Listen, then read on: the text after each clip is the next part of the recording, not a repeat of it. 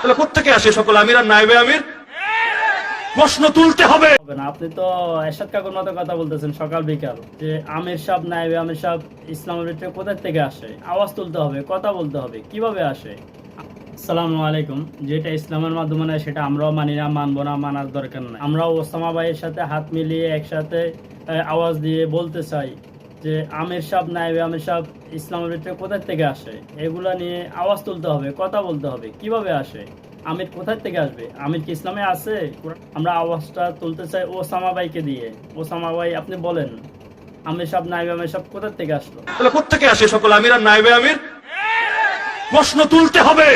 ইসলামের প্রতিটা শব্দ, প্রতিটা পরিভাষা আমাদের কাছে আমানত। এক একটা পরিভাষা বিকৃত হলে ইসলামের এক একটা হ্যাঁ ঠিক আছে ওসামা ভাই, আপনার কথা ঠিক আছে, এগুলো নিয়ে আওয়াজ তুলতে হবে। কোথায় থেকে আসলো আমির, নাইবে আমির? চরমনার হুজুররা আমির সাহেব কোথা থেকে আসে? নাইবে আমির সাহেব কোথা থেকে হয়?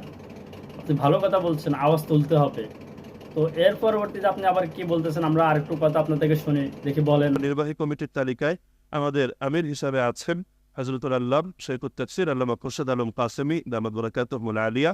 নায়েবে আমির হিসাবে যারা রয়েছেন মুফতি শরাফত হোসেন, হযরত মাওলানা খালেদ সাইফুল্লাহ আইয়ুবী, হযরত মাওলানা রেজাউল করিম আবরার, মাওলানা ইসহাক মামুন, মাওলানা আব্দুল জব্বার, মাওলানা মাহফুজুর রহমান, মাওলানা রুহুল আমিন জিহাদি। মহাসচিব হিসাবে আমিরে মোহতারাম আমি অধমের নাম প্রস্তাব করেছেন। না ওসামা ভাই, আপনার এই কথা তো এমন ভাবে হয় না। আপনি একটু আগে বললেন এক কথা, এখন বলেন আরেক কথা। সকাল আর সন্ধ্যা এভাবে কথা বললে হবে না। আপনি তো এরশাদ কাকুর মতো কথা বলতেছেন সকাল বিকাল।